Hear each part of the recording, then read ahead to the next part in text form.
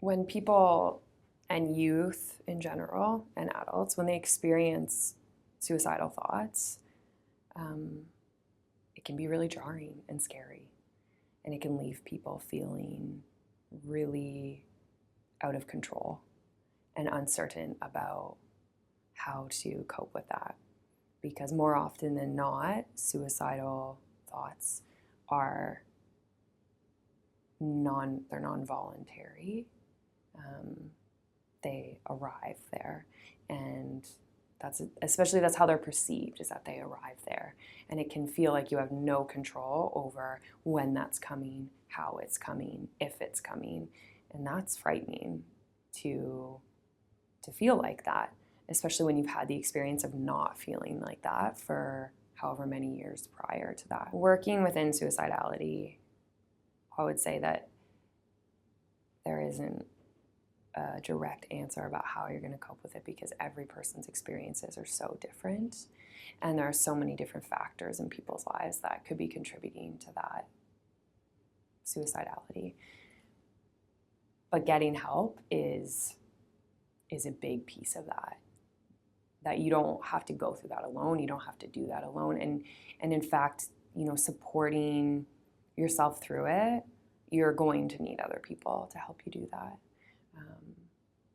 And there are people that want to help and that can help, like myself, like other counselors, and maybe there are people in your life as well, but also, professional support in whatever way that looks like for you. It might be a crisis line, it might be a text line, it might be email counseling, it might be an in-person counselor, right? It could also be a group.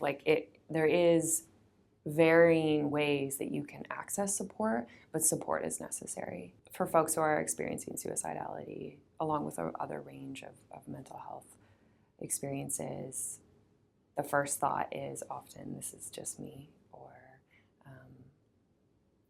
or I shouldn't be feeling like this. That's also why am I feeling like this? I shouldn't be.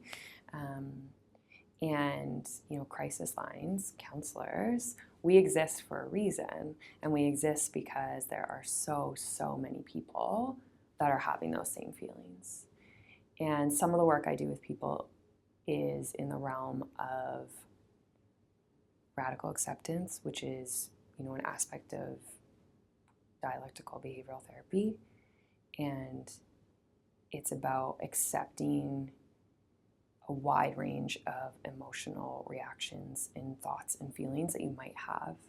And if suicidality continues for folks, if it is, an intrusive thought experience, or it kind of comes in and out of someone's life for a long period of time, radical acceptance that is going to happen is important. And so the first part is radically accepting that those thoughts and those pieces are going to exist within your life. And then the next step is the actionary pieces. I might have that thought, but can I have that thought without judging it? Can I have that fleeting moment without feeling terrified, without judging why I would even feel like this? But just knowing that it's there, accepting that it's there, and then taking those other steps towards feeling lighter or shifting thoughts. There's a lot of misinformation about self-harm that people have, and it can be really scary for a parent to find out that their child is self-harming.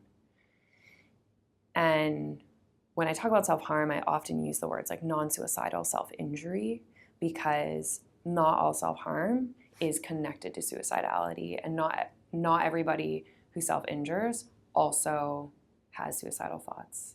And I would say that there's actually a lot of folks that self-harm that don't have suicide ideation.